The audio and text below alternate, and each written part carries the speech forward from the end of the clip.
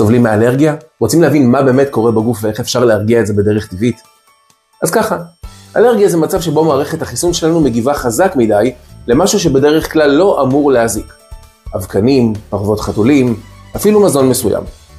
מי שמפעיל את כל הבלגן הזה, אלו תאי הפתאום. הם יושבים לנו בעור, בריאות ובמערכת העיכול.